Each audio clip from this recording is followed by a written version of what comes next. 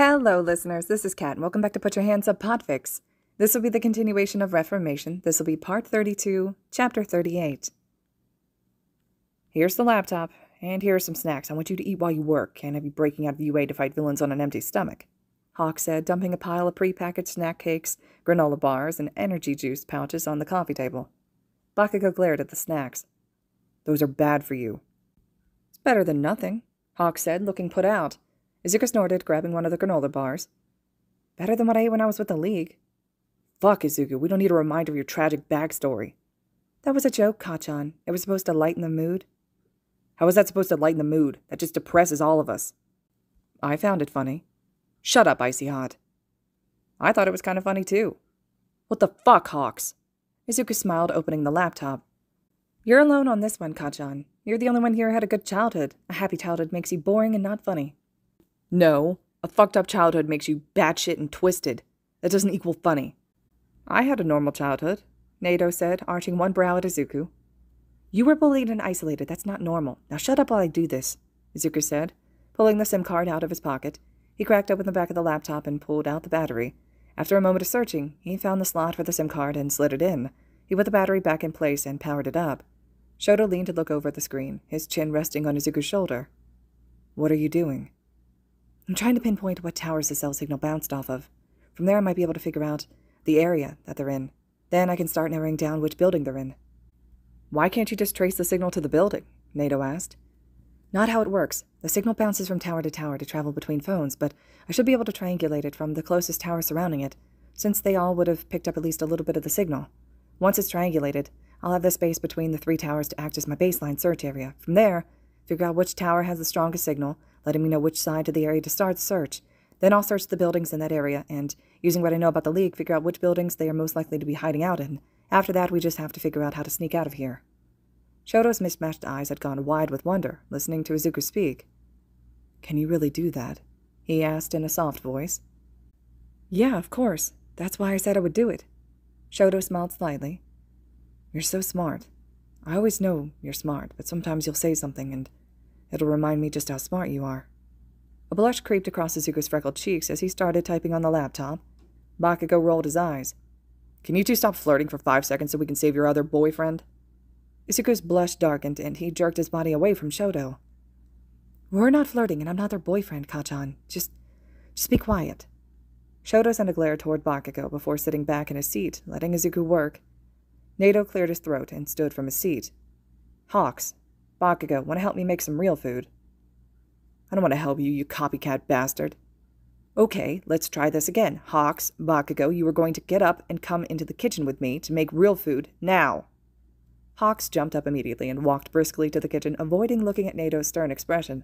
Bakugo made a noise, but followed, slower and angrier. As soon as they were in the kitchen, away from Shoto and Izuku, Nato turned on Bakugo. Are you fucking stupid? Nato hissed angrily. Why the hell would you say they were flirting? Shoto's boyfriend has been missing for less than 8 hours, and you think it's a good idea to be cracking jokes? Shoto and Toshi have been working for months to get Izuku to open up to them, so they might have a chance to ask him on a date, and you probably just destroyed all their progress. Did you see him out there? All of his walls just went right back up, all because you made a stupid joke and made Izuku feel like he was a homewrecker or something. The fuck are you talking about? I thought they were all dating. You can't be serious. I mean, Hawk said, rubbing at the back of his neck. I sort of thought the same thing. I just assumed they were keeping it on the down low since Izuku and Shinso were both planning to work underground. Nato rolled his eyes, pinching the bridge of his nose. And you were supposed to be the observant one. Okay, so no, they are not dating. They all like each other, but Izuku's self-esteem is such shit, he can't believe that anyone would want him, and it's also too dense to know they like him. Pretty sure he just thinks that them flirting with him is just how friendship works, so I need you both to not say shit about romance until the Toshi is back, got it? We need Izuku to keep calm and not have a meltdown. Now, Hawks, are you serious about letting us out of here to go after them, or are you just trying to keep Izuku busy so you can keep an eye on him? Hawks flushed, stuttering. I mean, if he figures out where they are, he'll have helped the pros, which is what he wanted to do. I should be able to convince him to stay here, and I'll give him the address to the rescue team. Yeah, that's not going to happen. You'll never convince him to stay. Either he'll find a way to sneak out, or you're going to have to knock him out. Or, if you're smart, you'll work with him, so at least he has supervision. Bakugo, your friends helped to sneak Izuku to Itoshi's room that one time, right? What are the chances they could help us sneak out? Wow. No, I really can't let you guys run off to be vigilantes. Shoto, Bakugo, and I have our provisional licenses. We'd be fine. Izuku would be under your supervision, so as long as you give him permission, he'd be fine. Bakugo shook his head. Izuku doesn't have a quirk. Technically, he wouldn't be able to be classified as a vigilante. He can claim self-defense for any fight that he gets in, and there would be no proof otherwise. He wouldn't get in trouble for illegal quirk usage either, so out of all of us, he's the least likely to get in any legal trouble, except for the fact that he's not supposed to leave the UA campus without a pro with him. So if Hawks comes along, then Izuku really wouldn't get in trouble, Nader said with a smile. So that brings me back to my original question. Bakugo, can your friends help us sneak out? Probably, but not alone, not with that many pros to trick. Do you have anyone from 1B that could help too? Kendo and Tetsu would help if I could get a message to them. Shoto has some friends in 1A that might be able to help.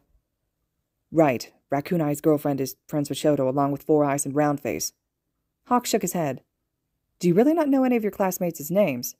Shut up, bird bitch. Are you going to go with us, or are we going to have to find a way to sneak out? He sighed, running his hand through his hair, his short talons catching on the wavy strands. I don't think I have much of a choice. Damn it, I better win the Best Big Brother award after this. Help me make something for Izuku to eat that will actually be filling, and I'll help you petition him for the award. Tch! Bakugo glared at Hawks. I could be a better brother to him in my sleep. Prove it, Blondie. You're on. Back in the living room, Shoto was staring at where Nato had led Hawks and Bakugo. What do you think they're doing? Shoto asked. Izuku shrugged. Don't know. Probably having a secret meeting of the blondes. Secret meeting for blondes? Yeah, they're plotting their little blonde schemes. Shoto's eyes were wide. Schemes, he whispered, sounding slightly terrified. Cats, Kirishima said, perking up when he saw his boyfriend slip back into Mina's dorm, where the whole squad had gathered. How's Midoriya? Is he okay? Bakugo nodded. He'll be fine, but we need everyone's help. Izuku made a short list of locations that he thinks the League could be. He's not positive, though. He wasn't able to narrow it down as much as he wanted to. He's planning to split the list in half and leave half of it to the teachers and the other half our team is taking. That way the search can go faster. We need you guys to help us sneak out. You're going to need help from some of the others, too, I think. I think we'll need Froppy, Glasses, and Kirby. Pinkface, can you sneak over to your girlfriend's room and see if she can get her friends in on this? Mina immediately nodded and got up from her bed. She saluted Bakugo and marched from the room in search of Sue. Sero cocked their head curiously. Who is going with you and Izuku? Hawks, Copycat, and Icy Hot. Kaminari spluttered. How did you get Hawks to agree? He thinks he's Izuku's big brother now or something. Are you idiots in? Of course we are, Kirishima said excitedly. I think I've got an idea of how we can distract the teachers. Yeah? What were you thinking? Well, it's all going to depend on Ida and Kaminari, actually. Aizawa felt like his brain was going to explode. Nezu and Powerloader were still trying to figure out where to start the search. All Might was having a meltdown over All for One, and Night Eye, same as Mirio. Tamaki and Najiri were both fussing over Mirio while the rest of the pros were scrambling to make sure that their students were safe and to make sure there were no other spies in both the staff and the kids. Vlad King was searching for anything that could possibly help lead to finding the stolen children, but barely speaking to anyone. Mike was jittery, swinging between stunned silence and righteous fury. More than once Aizawa had to pull his husband back down into his seat to keep him from storming off campus to pick a fight. They took our daughter! They took our students! They deserve to be torn to shreds! Mike snarled, pacing the edge of the room that Aizawa had eventually dragged him to. I know they do, but we have to be smart about this. If we rush in, they could kill them. We need to trust Nezu to come up with a plan to get them back, but Zashi, I need you here with me right now, okay? I know it's hard, but if you can't keep calm, they'll pull you from this mission. It'll be a miracle if they let us go as it is. Mike sighed, clutching at his long hair. It's so hard, Sho. I know, but we'll get them back. If we see the person that faked being Night Eye, I get to blow their eardrums out, right? Yes, you have full permission to deafen the person who kidnapped our daughter. Before either could say anything else, the door flew open and a distressed and disheveled Midnight stood before them. The cameras just went down, she gasped, eyes wide in panic. Every camera on campus. What? Mike shrieked, sprinting out of the office and back to the main room that all heroes were gathered in. Aizawa and Midnight quickly followed. What do we know? Aizawa asked as he walked in, already looking at the large screen that Nezu had been projecting. Not much yet, Nezu said, frowning at his screen. I am trying to pinpoint where the source of the outage came from. And then, Vlad King's phone rang. He scrambled, pulling it from his pocket and answering it quickly. Tetsu, are you all right? Was there an attack at the dorm? Wait, what did you say? Vlad said, frowning. He looked up at Aizawa and Mike. Tetsu just said he saw Todoroki sneak past the dorm, so we followed him, and saw him trying to climb a gate on the south side. Ectoplasm's phone rang next. When he answered it, he shook his head in disbelief. Suyu Asui says she saw Monoma and Midoriya heading toward the east side of campus. They had some support gear with them. One by one, teachers' phones rang, a student from 1A or 1B on the other end of each call. Ashido says she saw Bakugo, Monoma, and Todoroki heading west. Sero just told me he saw hawks flying with Izuku toward the woods. Uraraka says she saw Todoroki and Midoriya dragging an unconscious hawks toward the main gate. Kendo thinks she saw hawks and Bakugo chasing Midoriya, Monoma, and Todoroki north. Kirishima swears that Bakugo was with him, and that they both saw Monoma and Midoriya heading west while Hawks and Todoroki went north. Aizawa felt his headache worsen. They're lying. Fuck, they're all lying to cover for them and split us up trying to catch them. Why? This is when his phone rang. Growling, he answered the phone. What game are you kids playing? He hissed. He was met by the sound of whooshing air, heavy breathing, and distant shouting. The occasional crackle and boom of Bakugo's explosions could be heard in the background. Sir, Ida panted. Sir, I'm sorry to call you, but they are attempting to leave UA. I heard them planning with some of the other students. They convinced Hawks to help them break out of UA to go after the villains. Hawks is flying with Midoriya, Bakugo is using his explosions to fly, and Monoma is using Todoroki's flames to propel them both down a path of ice that Todoroki's making. I can't keep up with them, sir. Which way are they heading? UA's cameras went down and we haven't gotten them back online yet. We don't have a visual. Ida let out a yelp as an explosion went off, sounding much closer than the others had been. Northeast! Hurry! Aizawa immediately hung up. We need to move fast. My dumbass son is trying to get himself and his friends killed. Nezu, you keep working on tracking down the leak. Powerloader, get Hatsume working on the cameras. The rest of you with me. Wait, are you sure the student didn't lie? Cementos asked, already standing. It was Ida. Everyone jumped into action, sprinting northeast toward one of the outer walls of the campus, none of them doubting for a second that Ida would never lie to a teacher. Ida hung up and put his phone back in his pocket, following the group southwest toward the outer wall of campus. Hawks was flying low, keeping his arms tightly wrapped around Izuku, who was fiddling with a piece of support gear he had stolen from the dorms. Nato and Shoto were just below them, Shoto icing a path ahead of them. Nato kept one arm wrapped around Shoto's middle, one of his fingers just barely touching Shoto's skin where his shirt was hiked up. With his other arm, Nato was sending off bursts of flames, propelling them forward at breakneck speed. Bakugo was holding on to both of them, barely keeping his feet under him as he slid along the ice, all while looking thoroughly unhappy. While Bakugo and Nato glanced back at him, checking to see if he had finished his phone call, he gave them a thumbs up. Bakugo gave a feral smile, turning his hands back under and cutting off the rather small explosions he had been setting off, just loud enough so they would be heard over the phone. Who knew you were able to lie, Four Eyes? A hero occasionally must stretch the truth, Ida said stiffly. I told them the truth, that you all had convinced the others and Hawks to help you. I simply neglected to tell them I was also helping. And I mixed up which direction we were heading. An honest mistake. Oh yeah, completely honest. Kachan, be nice. Huh?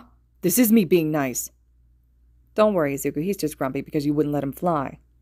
It's stupid that I'm not allowed to. It's too loud and draws too much attention. When they finally reached the outer wall, Hawk soared up and over, taking Izuku with him. Shoto launched himself with a wave of fire over the wall, holding tight to Bakugo to carry him over, causing Bakugo to snarl and swear. Nato and Ida were the only ones left, discussing the final details. Give them the list straight away, Nato said. But try not to tell them that we're heading the same direction. The buildings are spaced out enough that they probably won't run into us, at least not right away, but we want to give ourselves a little time. And can you thank Kaminari again for crashing the surveillance network? I know he'll be short-circuited for a little bit longer, but can you just tell him when he's back to normal? Of course. Now you must hurry. You don't have long with Todoroki's quirk. Shit, you're right. Thanks again, Ida. Of course. I may not agree with your actions, but I trust that you, Hawks, and Bakugo will keep Midoriya and Todoroki from doing anything too reckless. Nato gave Ida one of his trademark crazed grins. Aw, you think I'm responsible? How cute. With that, Nato used a stream of fire to send himself up and over the wall, where Shoto and Bakugo were waiting to catch him. Vlad looked around, confused. There's no one here. It's not even a sign of anyone having been here. Aizawa, are you sure this is the direction we were supposed to go? Snipe asked. Yes, Ida said northeast. He's the only one of my students that actually follows the rules. Him and Yayorozu. I trust them both to tell the truth. The sound of revving engine caught their attention. Ida appeared from around the corner of a building, his engine smoking as he sprinted. Aizawa frowned, his stomach starting to sink with dread. Ida, what's going on? They left, sir. They gave me this, though, and told me to give it to you straight away, the teen said, panting slightly. He held out a slip of paper that he clutched tightly in his hand. Aizawa snatched it away. Reading over the paper, he found it was a list of addresses. What's this? Possible locations. They split the list. They said that they would investigate one half and leave these ones to you. I do not believe they have a manner in which to communicate with you, but I do believe they plan to signal if they discover anything. The camera outage. Was that Izuku, or was it Kaminari? He was the only one of Bakugo, Todoroki, and Monoma's friends that didn't call us. Ida kept a straight face, though his cheeks flushed just enough to make his jagged scar stand out on pale skin. I do believe Kaminari is indisposed at the moment. I should probably return to the dorms and ensure he's being well taken care of. Sighing, Aizawa ran a hand through his tangled hair. Yeah, you should. Don't think for a second that this conversation is over, though. Understood, Sensei. With that, Ida took off again, his engines rumbling as he ran. Aizawa pulled his phone from his pocket, dialing Nezu's number. I've got some locations to search. Let's get the teams ready. All right, listeners, this concludes Chapter 38 of Reformation. Chapter 39 will be next. I hope you all are still enjoying, and as always, thank you so much for listening.